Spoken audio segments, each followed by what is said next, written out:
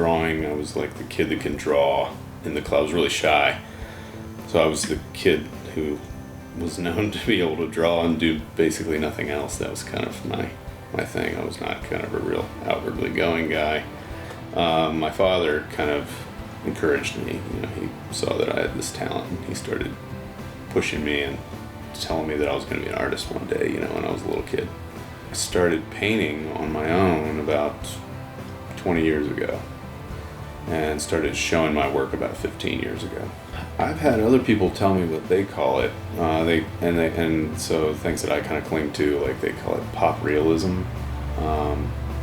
trompe-l'oeil type work, basically doing realistic type paintings without being too obsessive about it. Pop culture objects, for the most part, common day objects. Almost the more common, the more ubiquitous, the better.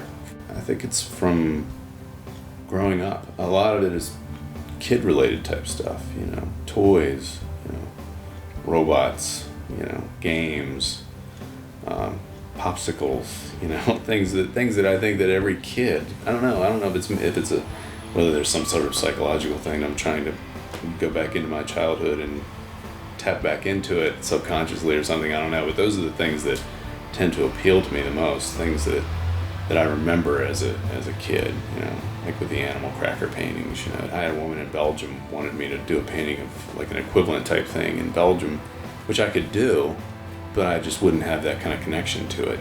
So I was constantly looking for alternative things. I was painting on cardboard.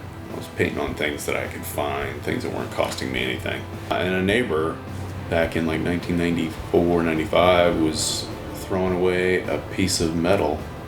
Actually, it was farther back than that. It was like 92. He was throwing away this piece of scrap tin in his trash. And before the trash truck could come and get it, I pulled it out. And, you know, I was like, okay, I'm going to paint on this and see what I get. And I just like the texture of it. I like that there's so much of it that's there that I couldn't come up with, that I could not do. The struggle is to try to paint something on a piece of this scrap metal that doesn't detract from what's already there. I only want to add something good as opposed to hide what's already there that's good. I think a lot of the artists in this town that get to know each other tend to feed off of each other, and I try to buy other artists' work that's in Charlottesville. I like that I've found a community of people that are like-minded. The trick is where to break in is that's when you look for the alternative places. Like Mud House was really instrumental downtown for me to kind of get off the ground. I was showing at Mud House a few years ago when a guy who was on the board of the Corcoran Gallery of Art was visiting Charlottesville with his wife and walks into Mud House to get a cup of coffee and immediately buys 3 paintings off the wall and calls me up and says, I want to talk to you. And he ended up tying me into the whole DC art scene. I was like, gosh, I really want to do a Mud House show. And then I did. And then I was like, okay, I've done that. Now I really want to get into McGuffey. And then I did.